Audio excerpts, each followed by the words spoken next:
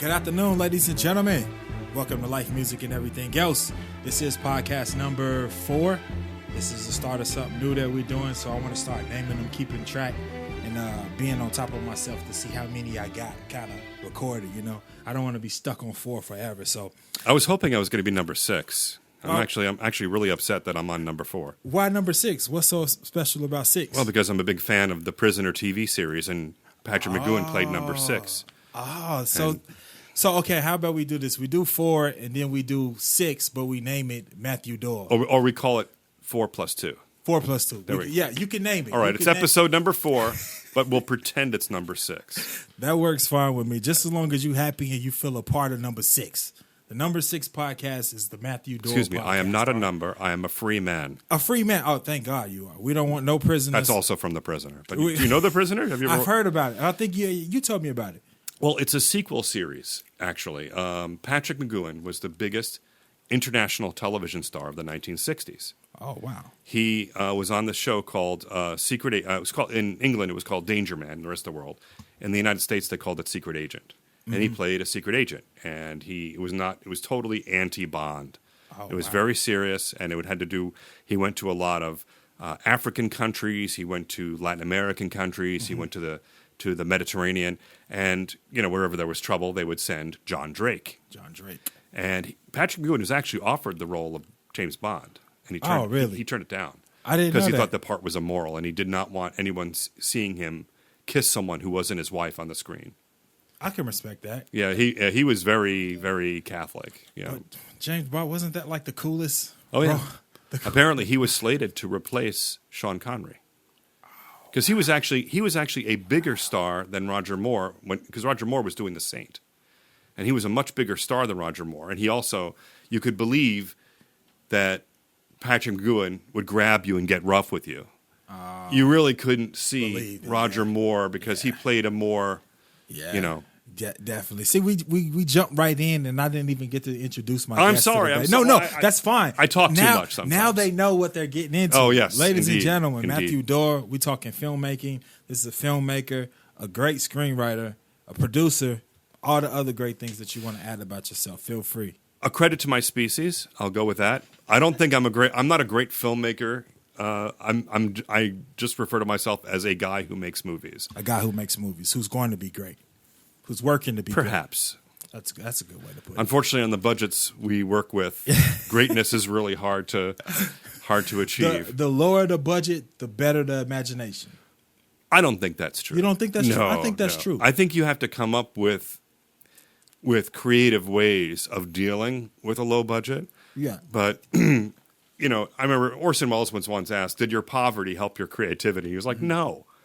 If he had a little more money, I mean, he could have made more Touches of Evil rather than making, of course, The Trial and other movies. I look at it from like a musical background, like because I remember the first machine that I had, cheap little machine. I had a certain amount of seconds to record the sample that I wanted to use. So within that time, I had to be super creative with the time that I had, and I made some of my best beats. Sure. So I look at it like kind of like that. And here's the thing: like loops today, it's like everyone does things like, well, I know Acid is no longer a program that people use. I started with Acid. Everyone's played with Acid at one time, but when they used to do loops, they used to have the actual open reel tape recorder, and they used to loop the tape on a mic stand a certain distance because so many inches per second, and that's how they would make a loop. Wow. And they would just run that through, and that went on.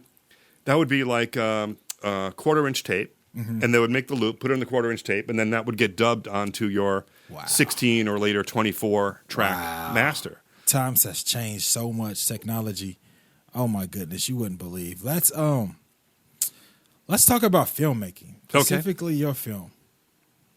Well, I've made 3 features. How did you get started in filmmaking? Let's start from there. How did you get started? It's what I've always wanted to do. I thought I would just write screenplays, and I've been doing that since I was 15 years old. Yeah. I used to drive my dad crazy because I had this electric typewriter with this very noisy thing to it. When you hit the shift key, the whole carriage would pop up. It was an odd typewriter, and of course we had hardwood floors on our house in Like you, I grew up in Chicago. Yeah. And it would resonate throughout that. Every time I hit shift to do a capital letter, it would resonate throughout the entire house, and it drove my dad nuts. But that's one of my earliest memories. And and like when you're young, you write garbage. Yeah. Everybody does. You only get better by doing it. By doing it. But I missed the boat on like the indie film movement because most of the people who were my contemporaries, there was video money and all that. Yeah. And I was busy being a party animal and, going out, boozing, getting laid, doing all those things that you do in your 20s. Yeah. And they were, and some of them, the people who were part of this American independent film movement, it wasn't really a movement. It was just a lot of people who made low and no budget movies, and there were festivals that actually programmed low and no budget movies, which is virtually non-existent these days. I mean, a low budget movie is what now? $1 million? Yeah. 2.5 million. Still some good money. Yeah, but it's one of those things. We're not dealing with budgets like mine, where you're making a feature for $20,000, and so it's like well, you're people will want to criticize. It's like, okay, well, that's fine. Your criticism is valid, but go ahead and do better for 9 days for $17,700. Yeah, 9 and days. It's Wow. And the movie you were watching, Chasing Pavement.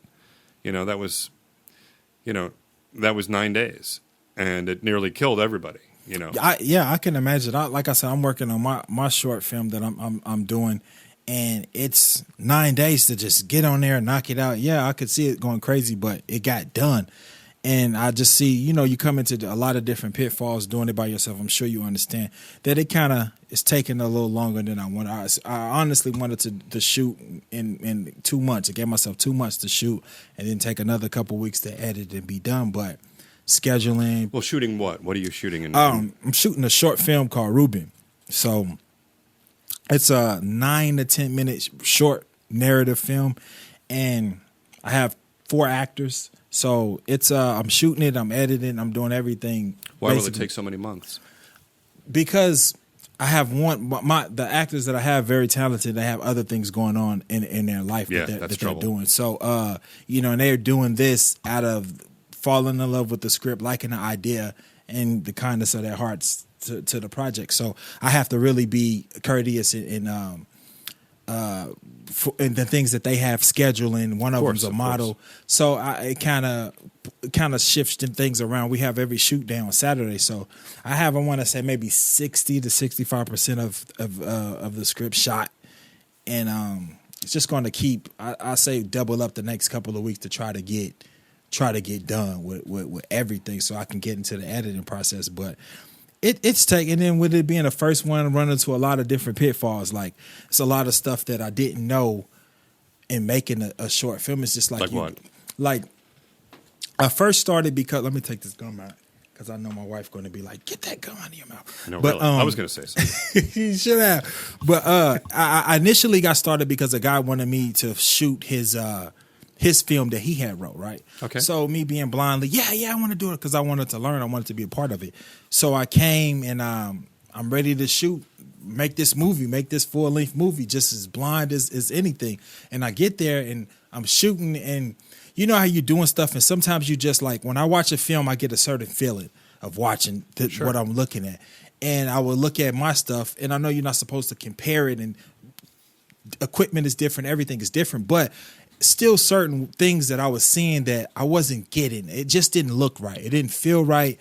The way that the transitionings were happening didn't feel right. I was still kind of stuck in a music video creative space with how I shot things. So it made me. Well, I mean, the scenes that you were shooting, were they being well directed? Were they well acted? No, that was well acted. I would say the act. I didn't give credit. I'm not going to discredit the acting. I'm not going to discredit the director as well. But he was new too, and I didn't understand the full role of a director. And that you just brought up something really interesting. It's like when I shot my first feature. I didn't want someone. I wanted someone who was far more experienced than me. Yeah. And a lot of guys, they're kind of dumb. They're afraid of looking like they don't know what they're doing. Mm-hmm. Exactly. And the thing is, you want someone who knows more than you. Mm-hmm. Yeah, you do. You want everyone around you You to do. know more about their specific department than you do. And if I know, in my opinion, if I know more than you do, Mm-hmm. and you're doing the sound, or you're doing camera, or you're even the camera assistant, there's a problem. Yeah. I know a lot. I know a little about a lot of things. Mm-hmm. I don't want to know more than you. Yeah. And Yeah. I say, I want to come up to you and say, okay, I want to do this. What do you think? Yeah, and you can just do it. And I want him, my cameraman, or the sound guy, or Yeah. or whomever, woman, either two, to say, that'll look good. This will look better. Yeah. And you know what? You think about it. If you remove your ego from the You situation, have to remove your ego. and say, no, Have that's to. a better idea. And in Yeah. each of my movies that I've shot with Teamer, and his name is Teamer Siobhan, and he's brilliant, and I love him, and he's a close friend, and I love him dearly, and his wife, and his dogs. who I Big haven't shout met out. yet. Big shout out. Big to shout out to Teamer Siobhan.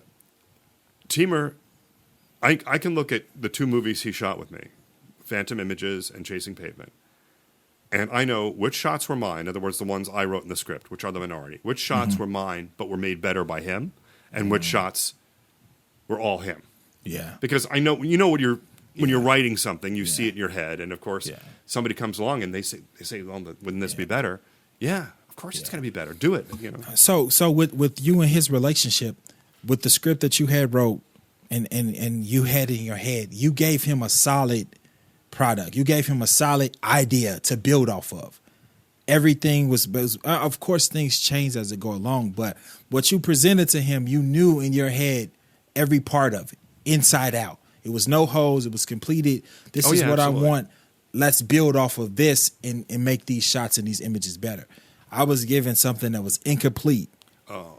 Yeah, I was given something, and this is my first time giving something incomplete, but I'm grateful for the experience because it pushed me to try to learn more.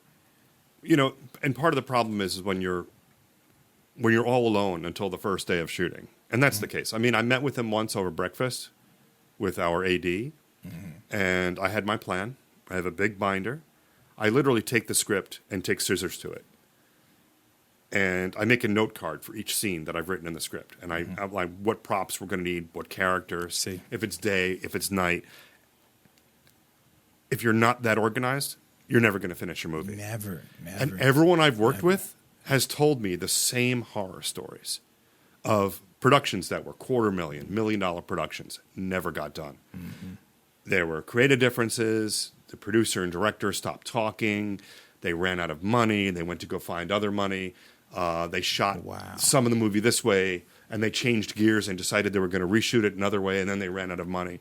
And I'm like, if I can make a feature for $17,000, $12,000, whatever, by just being organized and working to build consensus so everyone's on the same page, and surrounding myself with people who are more knowledgeable than I am. I mean, the lucky thing is in New York, you've got a tremendous talent pool. Yes, tremendous. Yes, tremendous. I mean, Teamer was living in Manhattan, later Brooklyn.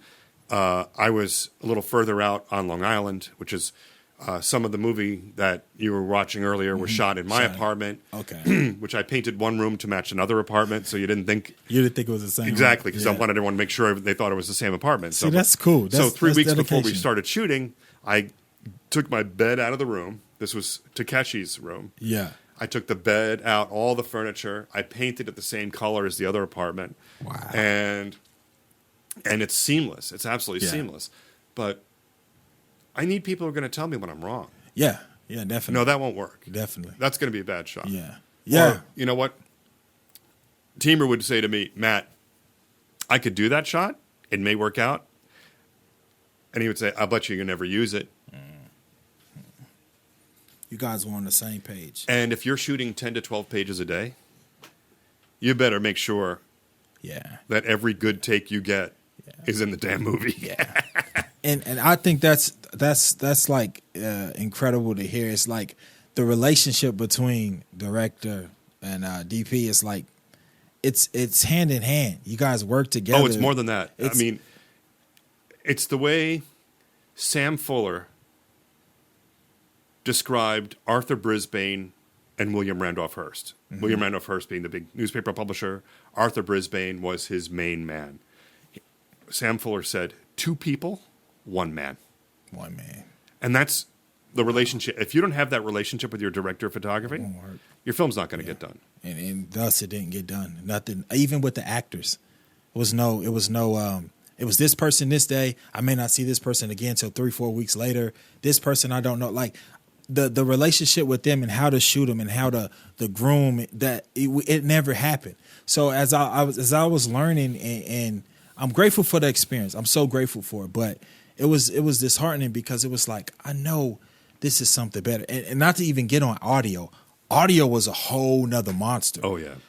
So I'm supposed to shoot this film, do the audio, edit it, cut it, and you want to put this in a film festival. So as I'm going and I'm coming to these shoots and I'm leaving disappointed, like, no, this is not it. I'll go and I'll watch a film. I'll go and I'll watch behind the scenes. I'll go and I'll watch interviews. And I'm starting to learn, like, hold on, it's a language to everything about movie making. Listening to podcasts, just trying to be as knowledgeable as I can to learn this craft. Well, the best thing I always tell people, and coming from the staff, I mean, I don't know, have you heard of, I don't know, it's not going to be your cup of tea, but I'm writing something for a guy named Anthony Bond now. I'm writing a few episodes of his 2nd season of a TV series for Here TV. And the series is called Conframa. And he even said, the first season was a little campy. He wants to go a little more serious, which is what I do. Mm-hmm. So I've written a couple of episodes for him. I have to finish the 3rd one next week, and then, and he's going to do something for me in return. But I always tell people, read the screenplay, then see the movie. Mm-hmm. And I have a whole bunch of screenplays on my desktop, and I'm like, here. Someone says, well, how do I get into this? And it's like, well, I'm not the person to ask. Yeah. I'm not the person with a stellar, successful career. Mm-hmm. I've got a couple of movies on Amazon, whatever. It's not like I'm here being anyone's role model. Read the screenplay, then log on and watch the movie. Yeah. And you can find the screenplay for just about anything, anywhere. Yeah. And you'll see the changes that happened while shooting. What the actors added, or what surprise the director gave you. And it's like I sent someone, I said, have you seen Paul Schrader's First Reformed from last year, from 2018? Mm-hmm. And it was my favorite film of 2018 by far. And Paul Schrader is a master screenwriter. Yeah. I mean, he's been around, he started, his movies have been getting made since the 70s. Wow. He did, my favorite script of his and movie of his is still American Gigolo. Which I think it's just a great. It's structured so perfectly. I don't think he's ever bettered himself with both screenplay and direction. Wow! But he also wrote Taxi Driver. He directed that. Yeah, that was his. That was his. Wow. But First Reformed is a great script, and it's a great movie. Ethan Hawke was brilliant in it. Everyone was so good, and he was doing his Bressonian movie, and I'm like, okay, if you read the script and see the movie, there's 2 such different experiences. Yeah. It teaches you almost everything you need to know. Yeah, exactly. And it's crazy you say that. I think what kind of spearheaded my free fall into just learning everything was Bad Boys DVD, Bad Boys 2. I got a Bad Boys 2 DVD in there. And I watched behind the scenes of it. And then behind the scenes of it, they had the actual script, the storyboard, the director's notes. They had all that, and I never knew that. So I watched it. I saw the script, I saw the storyboard, and then I actually saw the part that they did that all.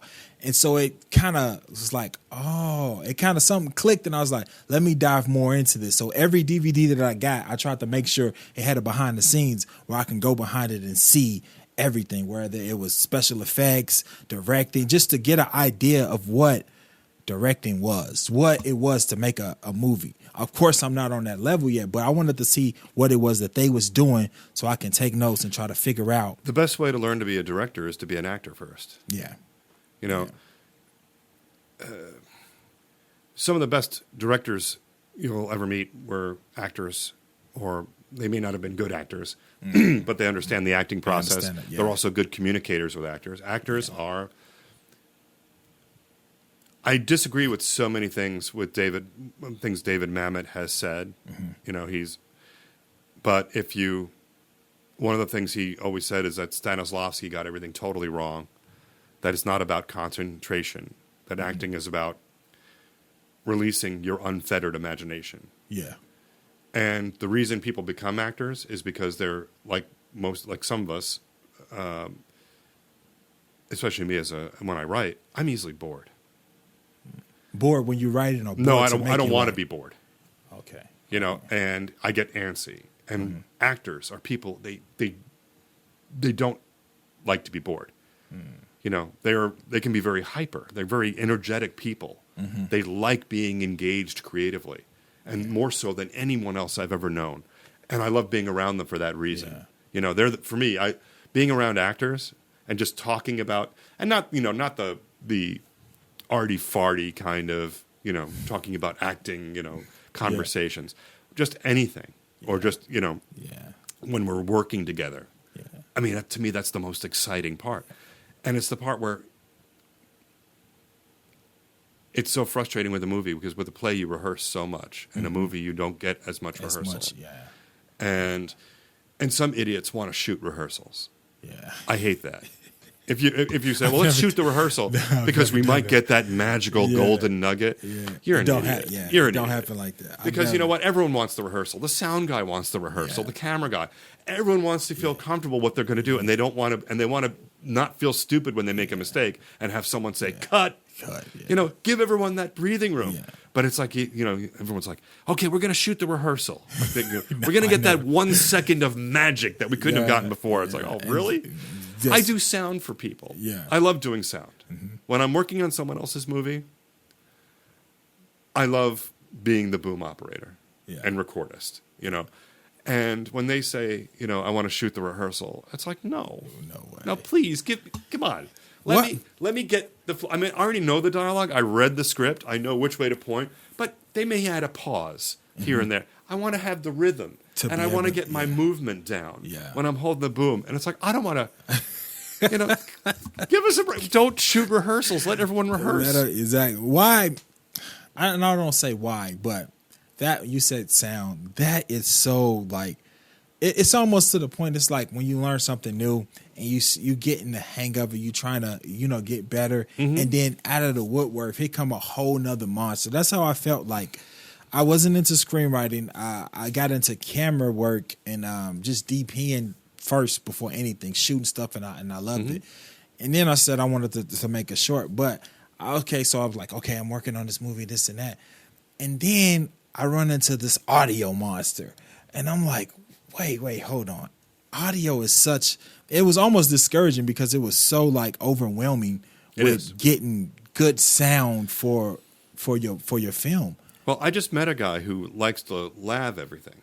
And unfortunately, the problem with using lavaliers is they pick up everything. Everything. And if you boom it, you have a decent shotgun. And I have my preferences when it comes to microphones. I'm a big fan of Sennheisers. I like high output mics. And I made one movie where I did the audio and the camera. Actually, two. With just the audio from the... not from the camera, where I ran the mic into the camera. Okay. And I always tell people, don't do that, because, if you can afford someone just to have like a Zoom recorder or, do it separately, because the preamps in any camera, the preamps in the preamps in the DSLRs are all garbage. Oh yeah, definitely. And they're noisy. Definitely. And people use those what's the name of the Rode mics? The Rode mics, yeah. I don't like them. You don't like Rode mics? No, the NGT2, everyone has one because it's cheap. Yeah. And it's low output and it's noisy, and it's like there are so many recorders where the preamps aren't necessarily, they're better than the DSLRs, but they're not as good as, let's say, some of the higher end Zoom models.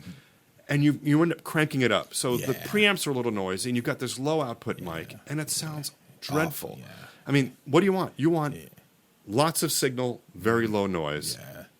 And it makes a huge difference. Over the summer I shot something using the Rode NGT4, and I loved it. That's the one with the weird little battery where you actually charge the mic. Okay. You don't put a double A in it.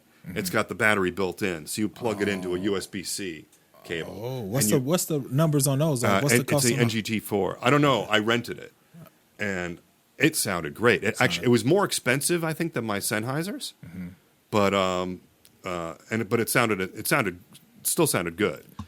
And of course, but so we all have our preferences, definitely. when it comes to that sort of thing. But I don't like using lavaliers unless it's absolutely necessary. Like in the scene that you saw in the restaurant when he walks into the Chinese. Yeah. That was all when he first walks in, because it's such a wide shot and we're shooting from outside the restaurant. Yeah. That was all lavalier. But when we get inside, it was all boom. Yeah. I actually have some behind the scenes pictures of Jacopo holding the boom up because it was still such a wide shot that he was so. But he captured it perfectly. Actually, I learned a lot from that shot. him. Why was the Asian guy that was working in? Why was he like kind of like sneaky? He I wouldn't say sneaky, but when he wrote this, okay, I get it. He didn't want his people to hear him. Correct. He didn't want them to hear. Okay, all right, that makes sense. Well, because a lot of these businesses where it's like you have an entire immigrant population, the staff, they may or may not be documented and so on. They usually end up living in the same place. Okay, that makes sense. And I didn't know this until I'm can I swear? Yeah. Okay. I'm a chatty motherfucker. Yeah. Okay. I talk to people, and I love the reason I love Tulsa, and I'll be here a month on Sunday, is because this is a city of talkers. Oh yeah. We got some everybody. talkers. Everyone talks, and I love that because I can talk forever.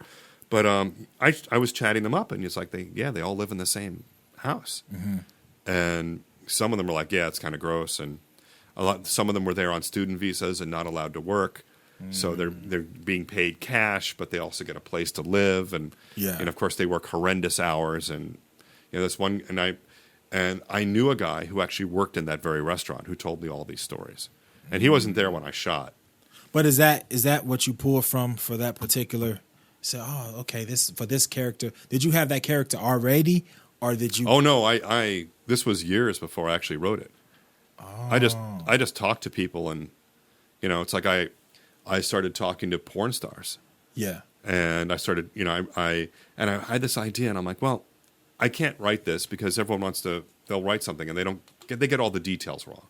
And the last thing you want is someone to say, well, I'm in this industry and, it's not like that at all. And so I started saying, can I do off the record interviews? And I would contact all these guys like on Facebook, and they loved talking about, as long as it was off the record and not being recorded, I wouldn't use their names. And some of the anecdotes in the movie came directly from adult performers. Like the whole Taco Bell thing. Yeah, I don't think I got to that part. That was the Taco Bell anecdote where the guy's eating Taco Bell. Yeah, I haven't got to that part. He's eating Taco Bell. He's in a Taco Bell in the Bronx. He's sitting there eating his lunch. And this guy walks up and he goes, if you keep eating like that, you're going to get fat and I won't buy your videos. Oh, wow. Stranger, just out of the blue, says this shit to him. Wow. And I'm like, wow. And I'm sitting there going, luckily I'm not writing stuff down but it all gets stored on the hard drive inside. So stuff. Yeah, it was stuff that stuck out to me because not being gay, of course, or having many gay Nobody's friends. Nobody's perfect. Yeah, no one's perfect, of course.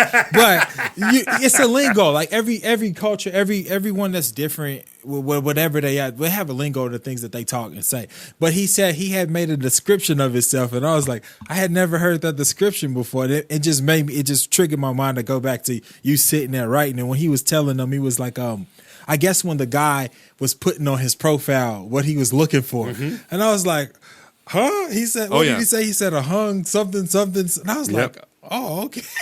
Just little stuff like that. Wong Kar-wai and Christopher Doyle made a whole bunch of movies in the 1990s.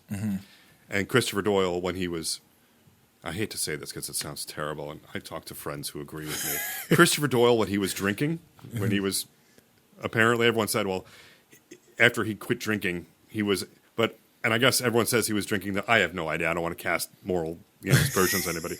Christopher Doyle and Wong Kar-wai made these incredible movies during the 1990s. My two favorites were Chungking Express and Fallen Angels. Fallen Angels. I've heard of Fallen Angels is 1995. It is such a great movie. Yeah. And they just shot and shot and shot. And they had an outline. Some people said they had a script. Other people said they didn't have a script. I know there was a lot of.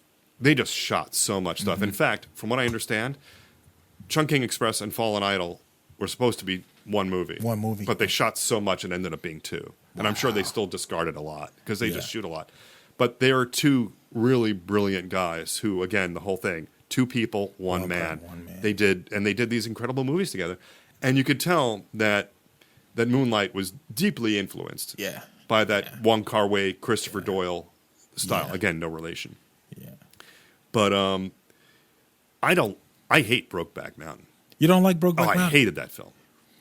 Why? It's a melodramatic ode to the closet. Okay, that's why I wanted to know. And where Moonlight is a beautiful film from start to finish. And Brokeback Mountain, everyone says it's like a gay. No, it's not a gay film. It's a film for straight people. It's one of those movies that is made for someone other than the people it's portraying to walk out feeling they learned something or they were ennobled by watching it. Yeah. And I hate that. It's like it's just bad soap opera. Yeah. Was it during the time that came out? Was it one of the first? Of course, I know it was more, but was it one of the first ones that kind of was like, okay, here it is. This is what this movie's about. Pumped up to be something, but like you said, to give to the people, to straight people to go and watch and get an idea of what it's like to be. Well, I mean, there has been, gay cinema for a long time. There were movies being made in the 70s, non-pornographic films. Then in the 80s, you saw more. AIDS changed a lot. Yeah. It changed the culture. It changed everything, really. Yeah. And in my own small way, very small way, again, I'm not, I was an AIDS activist for a while in the early 90s, but the movie that really changed everything for me was a movie called Parting Glances that was released in 1986. It was the one movie by this director named Bill Sherwood. And it's great. And I remember seeing it, and it was a revelation at the time. I was 19, and still 18. I went to see that movie in the theater probably no fewer than 20 times. And it was the sort of thing, one of those movies that you just inhabit. Yeah. Because it's like, but mostly it's like, when it came to gay culture and stories, it was books.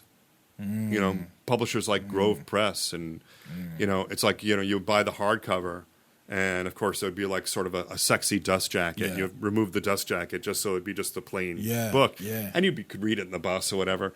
And I got in on the tail end of that because that was just ending. It's like I remember, like when I first started going out to like gay bars when I was like 19, still far below the drinking age, but I always looked older. I grew a mustache, so I wouldn't get carded. And I exchanged books with people. I exchanged books with a couple of bartenders. I made friends with some people. It was like a gay Cheers. It was a bar called the Annex 3 in Chicago near Clark and Beaumont.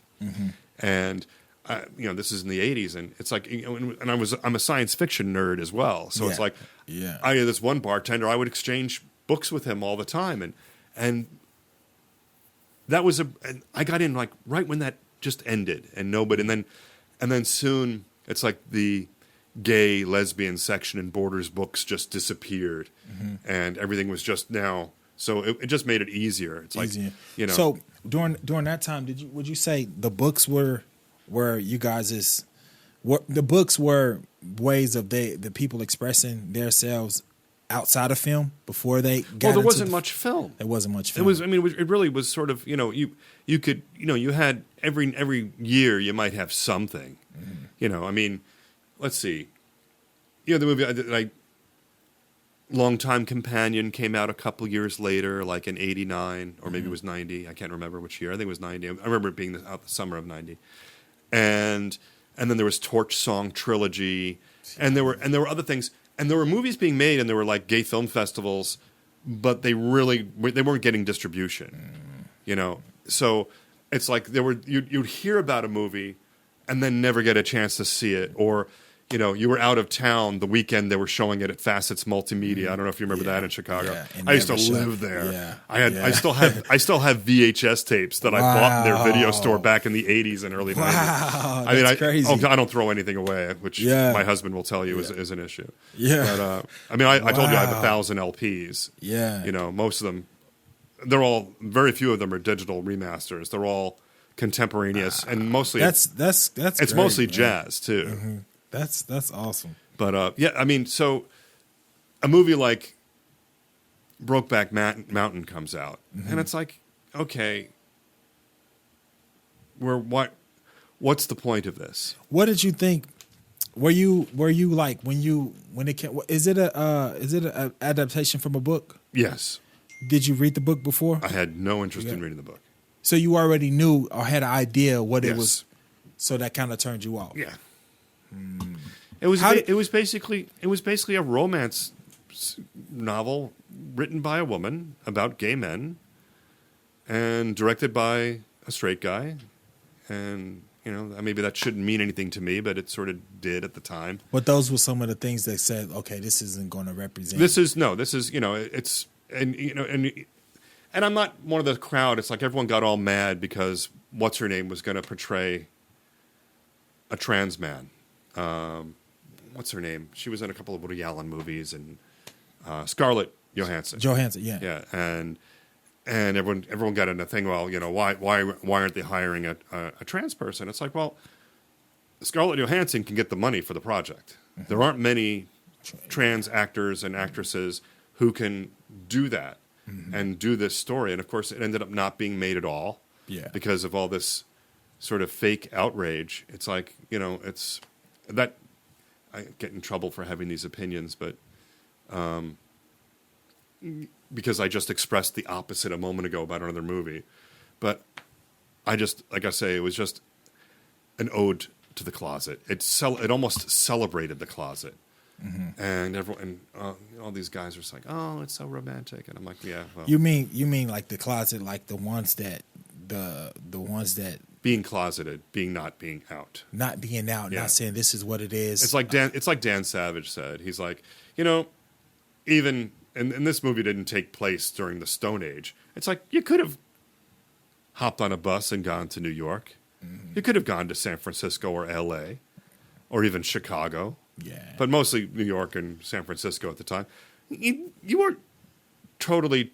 You could still choose what to, you know, but these guys chose the closet. Why are we celebrating this movie? Okay. Just politically, that's from my radical queer no, perspective. it's fine because I'm anxious to hear like from that perspective because I know how I felt when I watched it. I just thought like, you know, everyone was talking about it. Oh, this is a gay movie, and it was saying all this. I wasn't into movie making at the time, so I didn't know everything that went into it.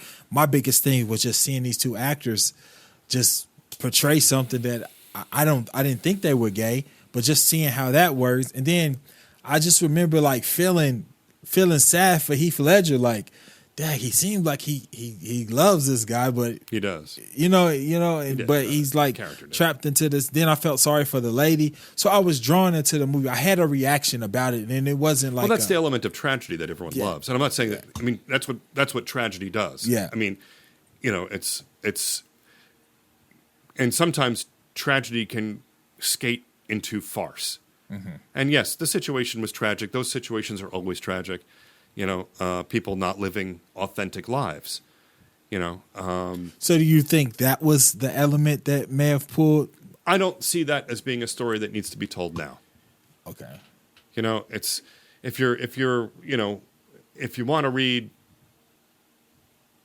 you know, trashy westerns or romance novels or you know, pulp stuff, you know, you know what, and I love that stuff. I mean, I grew up reading Edgar Rice Burroughs. I mean, he's not high literature. I love the Martian Tales of John Carter. I could still pick up one today and get immense joy from reading Conan the Barbarian and garbage like that. And it's you know, it's like Harlan Ellison called it elegant trash, and that's what it is. It's not high art. It's not, but it's fun, Yeah. and there's nothing wrong with fun. Yeah. I mean, I get it. You know, but at the same time, why turn this why now turn this particular novel into a movie? And I had no problem with straight guys playing the roles. I have absolutely no. It's like everything about it was just sort of made for straight. It's like the only reason people would do it is like, well, the actors were so brave playing gay roles. See, and that's what the and you hear that all the time. Yeah, you hear that. It's like, we're so brave. Yeah, you hear that, and it draws like someone like me that's not around a culture, that's not around people that's gay. It draws me in to say, oh, like the headliners that draws you in. But I will say, it was and they're totally both brilliant different. Actors. Yeah, I give them that. I mean, Heath Ledger especially. But, Yeah, I mean, I give but them they that. were both so good, and they were good in it. I just didn't want to see that story. You know, there were so many contemporary stories we could tell. Now, you know, with Moonlight, let's go from Brokeback to Moonlight. Mm-hmm. Moonlight, every moment of that movie was truth. Oh, I didn't know that. And no, what I'm saying is there wasn't one note in that movie, and you had the feeling from the beginning to end that there was they were being truthful. Mm-hmm. Yeah, and I agree. There was nothing about it that smelled. I mean, for me, Brokeback Mountain, it was all phony. Yeah. Okay. You know, it was all that. soap opera, melodrama, pushed to the limits. I can see that. Nothing in Moonlight. I can see that. Was like that. It was all truth. The difference from when I felt from watching Brokeback to Moonlight, I can see that. I can understand that. Now that you placed all this info in my head about it, I look at it. I can look at it now and say, okay, that makes sense. Moonlight, on the other hand, I went into that film not knowing anything about it. That's the best way to experience a movie. Anything about it. Not read a single review. Yes. Just come into a completely innocent, with like virgin eyes and ears, and just go in there. And just go in there. Exactly. That's and the best way. About time I figured out what it was about, I was already drawn in. It was too late to say, what the heck is this? Yes. I was drawn in. I was into the characters. I was into it. I wanted to see what happened.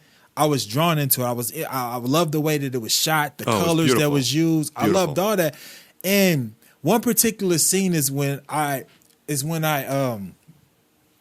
watched it, and when I watched Brokeback Mountain, I didn't get a sense of how do I put it? I didn't get a sense of feeling like you can watch a romantic comedy and they have that moment to where the guy looks at the girl and it's this magical love moment where they feel like you can feel the connection. Brokeback, I never felt the connection between them two, even despite everything that they was doing. But in Moonlight, the connection part happened to me. And this is when I realized, I was like, wow, like it's when he was preparing the food, when he was in the kitchen and he was cooking for him. And I was like, I'm watching it and I'm seeing how carefully he's placing his food. And I'm like, dang, this dude really loves this dude. Yes. That was the moment that I remember. And it was they showed it. Yeah, they showed it without. I'm making your food, and I'm doing this very carefully because I love you. Exactly. Now, do you know that the forced melodrama thing? All right. My husband loves Pose. Mm-hmm. Post Malone? No, just Post. Oh, Pose, the TV series. Okay, yeah. And it's a little melodramatic for me. And a lot of the moments are like really forced. Mm-hmm. And it's like come out of left field. Yeah. Billy Porter just won an Emmy for his performance in that, which he wholeheartedly deserves. Mm-hmm. He's the best. I mean, actually, I think he actually, just his very presence pulls back a lot of those. And because it has nothing to do with the actors, it's the writing. Mm-hmm. And it's like, I know because everyone wants there to be some explosion and have people yelling at each other. Yeah. And I suppose but there have been scenes that he's in, and all the entire cast is marvelous. Mm-hmm. But that sort of forced soap opera, extreme thing, that's just that was Brokeback Mountain. Mm-hmm. And they did the same thing because it's the soap opera part of it. Yeah. Where there was none of that. Yeah. I agree. In Moonlight. I agree. I definitely agree. It was a great movie. I really liked it. I liked the story. I love the actors. I love how everything portrayed out. I love the twist in it because I didn't think that he was going to grow up and come back as hard as he did. Like he was pretty pretty tough when he came back. I thought the character was totally different from when he was growing up, and then he came back. I'm like, dang, dude's tight. He's cut up. Circumstances change people. Changed him, but it didn't change. That was him. I've been in situations where people, it's like they want to get tough with me or try to bully me. Yeah. It's like, really? You think you can bully me? Yeah. I'm a gay guy who grew up in the 1980s.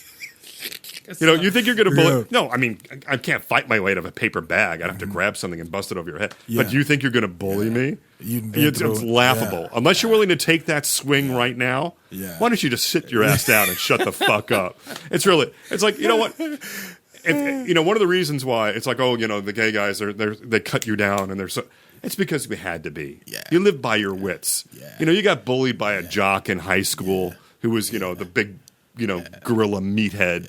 Yeah. And they all have the same names like that, like our Supreme Court justice, like Brett or Skip or some sort of it's like the jock asshole jock name. And it's like, okay, now we get in the real world. And you think you're going to get all tough with me? It's, really? Yeah. You think you're getting tough with me? Was it horrible growing up? Well, it's never easy. Yeah. It's adolescence is hard if you're straight. Yeah, definitely. I mean, you're uncomfortable. You go through your growing spurts. You're not always, you're always afraid of saying the wrong thing. You're learning how to navigate adult situations, and sometimes you don't do it very well, and you make an ass out of yourself. Yeah. And of course, you're ashamed, and it's all that. And the first time you kiss a girl. Yeah. Same. The first time you have sex with a girl. Yeah. It's awkward. I mean, for anyone who says their first time was great is a liar. Yeah, no one ever. I mean, never. It's never. I remember my first kiss was great. Yeah. And but the full experience, like, where did you ever go through like a confusion state, or you just knew this is what it is? In the early state, was it confusion or wondering why, or you just said, okay, this is what it is? No. Well, kids may do that today sometimes. I don't know anyone for whom that was the case back in the 70s, 80s, or even 90s. Because most of the time it's like, you always think there's something wrong with you and no one wants to talk when you're a teenager, when you're an adolescent, because if you share an experience, even if it's one that everyone else in the room has, boys are more likely to say, what's wrong with you? They're not going to ever admit. It's like, anything no one will ever tell the truth because they're afraid of being labeled a freak or a weirdo. Yeah. No one wants to be uncool. And you went through that as well. Yeah. I mean, if someone asked you when you were 13 if you masturbate, what would you have said? No, of course not. No. And of course, meanwhile, you're doing it 3 or 4 times a day, and you're telling your mom you're combing your hair. Yeah. I'm washing my hands, Mom. I'll be out in a minute. Yeah. Until it gets to that age, and then you can laugh about it. Yeah, it's like because you realize everybody does. Everybody does. I mean, and that it's what you're experiencing is normal, and so when in answer to your question, I mean, you deny it to yourself. It's like but at the same time,